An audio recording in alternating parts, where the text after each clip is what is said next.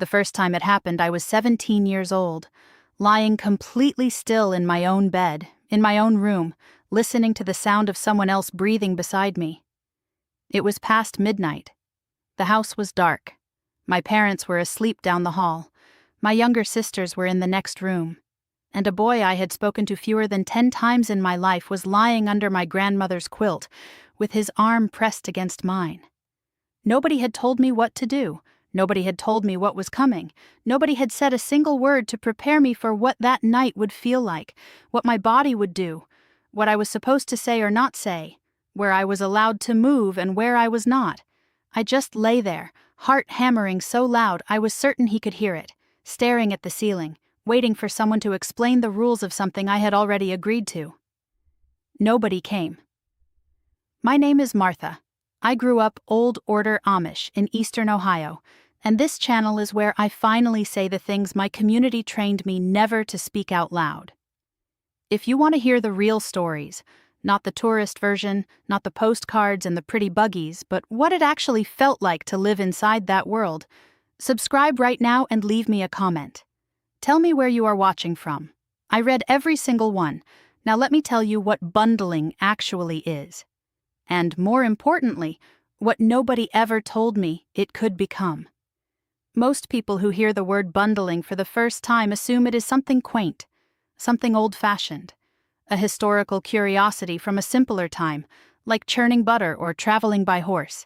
They imagine something gentle and innocent and almost sweet, and that is exactly what we were taught to believe it was.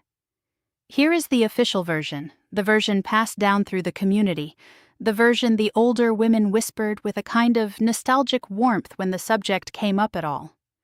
Bundling is courtship. A young man and a young woman lie together in bed, fully clothed, to talk, to get to know one another in a private space while the family sleeps nearby. It is about emotional closeness, not physical contact. It is about two people learning each other before committing their lives together. It is supervised by the family's proximity. It is protected by the young people's faith and self-discipline. It is tradition, and tradition in my community was not questioned. It simply was. That was the version I received. Here is what nobody told me. Nobody told me what happens when two teenagers who have been taught nothing about their own bodies, nothing about desire, nothing about the difference between the spirit and the flesh, are placed in complete darkness, in the same bed, with nothing separating them but a thin layer of cotton, and the expectation that they will simply not feel anything they should not feel. Nobody told me how quickly the warmth of another person becomes something more than warmth. Nobody told me that my body would respond in ways I had no name for. Nobody told me what to do when the talking slows, and the silence between two people fills up with something heavier than words, and nobody, not my mother, not my grandmother, not the bishop's wife or the deacon's wife or any of the older women who smiled so knowingly when the subject of courtship arose, nobody told me that what I was walking into was not nearly as simple as lying down and talking about the weather. The first boy who came to bundle with me was named Ezra. He was 19. He had a reputation for being serious and steady, the kind of young man the community approved of, the kind your parents did not worry about. He arrived after 10 o'clock, the way it was done. My brother conveyed the message that I had agreed to receive him. My mother smoothed my quilt before she went to bed and said nothing except good night. I did not know what to wear. I had not been told. I lay down in my day dress because no one had said otherwise. When Ezra came into the room, he did not speak immediately. He stood in the doorway for a moment, just a silhouette, and then he walked to the far side of the bed and lay down on top of the quilt, careful, deliberate, maintaining the distance that the tradition was supposed to require. We talked. His horse, my father's fields, the singing that past Sunday. His voice was low and he chose his words the way someone chooses their steps on uncertain ground. After a while, his arm moved, slowly. It settled across my shoulder, and I lay very still because I did not know if I was supposed to move toward it or away from it, or simply pretend it was not there. I pretended it was not there.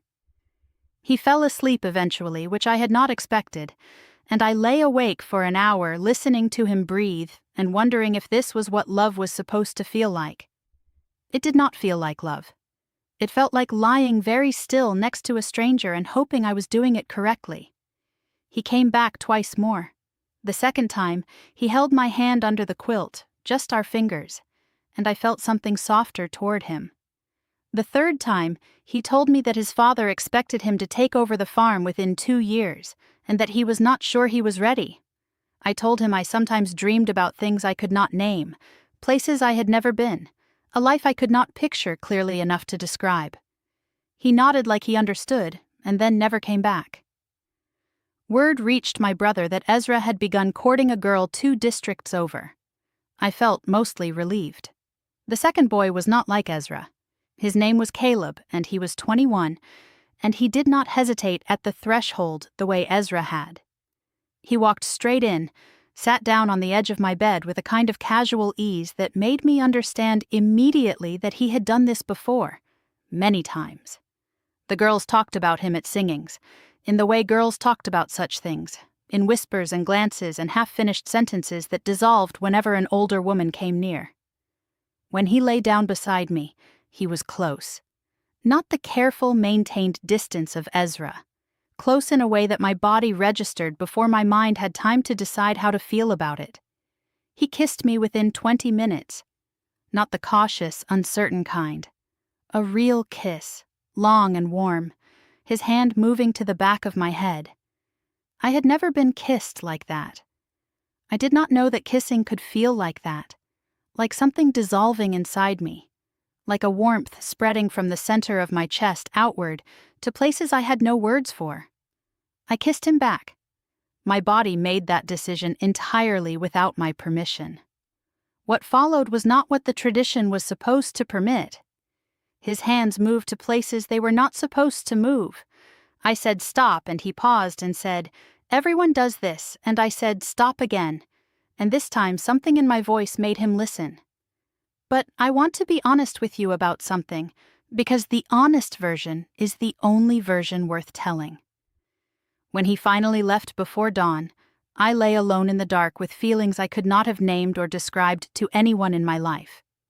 Guilt, yes, but also something else, something alive and electric and frightening precisely because I had no framework for it, no language for it, no one I was allowed to ask about it. By morning, the guilt had won. I told myself it was a test I had nearly failed.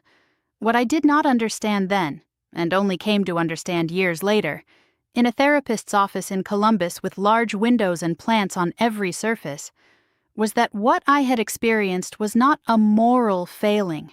It was biology. It was being human.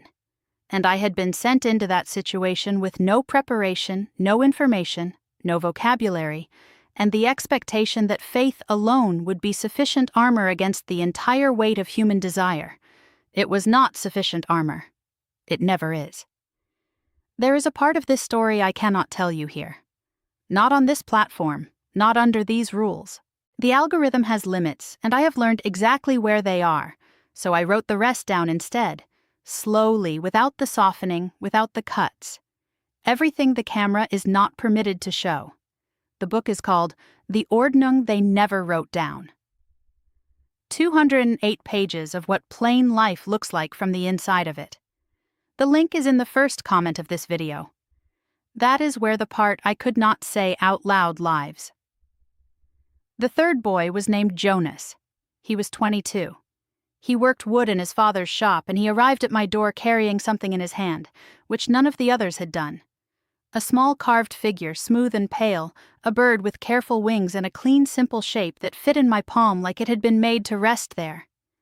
"I made this," he said. "It is a wren. They mate for life."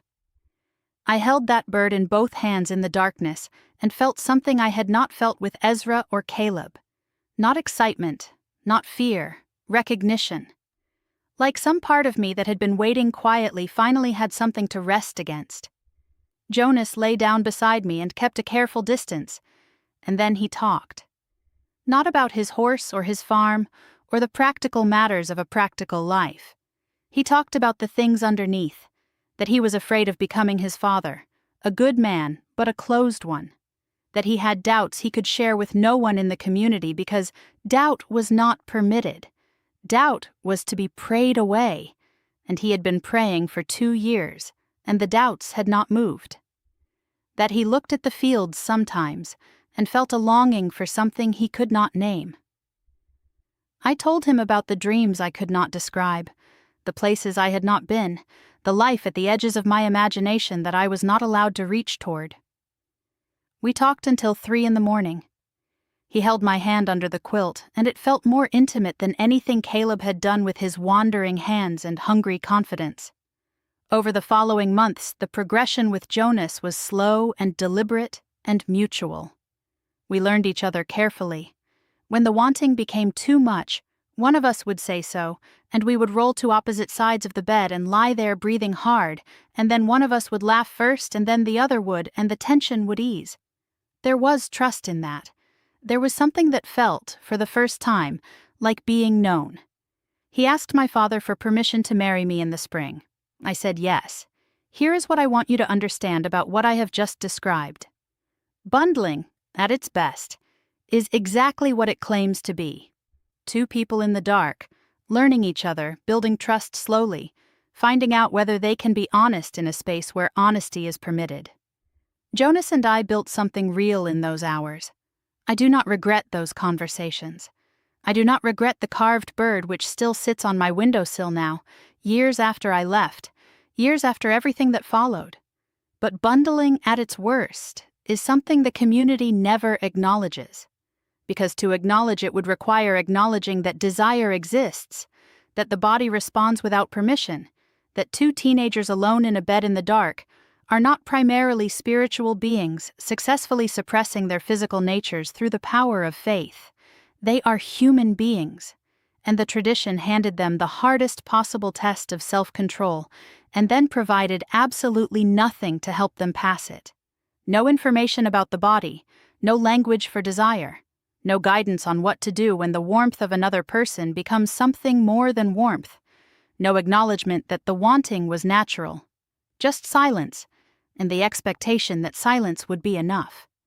What I learned in that therapist's office in Columbus was that there was a word for the gap between what I had been given and what the situation required. The word was preparation, and I had received none. Not before the first boy came to my door, not before my wedding night. Not at any point in 17 years of old order, Amish life did anyone sit down with me and explain what my body was, what it could feel, what those feelings meant, what I was allowed to do with them, or what I was allowed to say.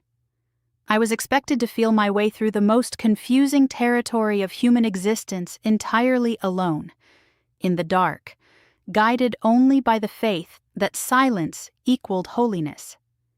It does not equal holiness.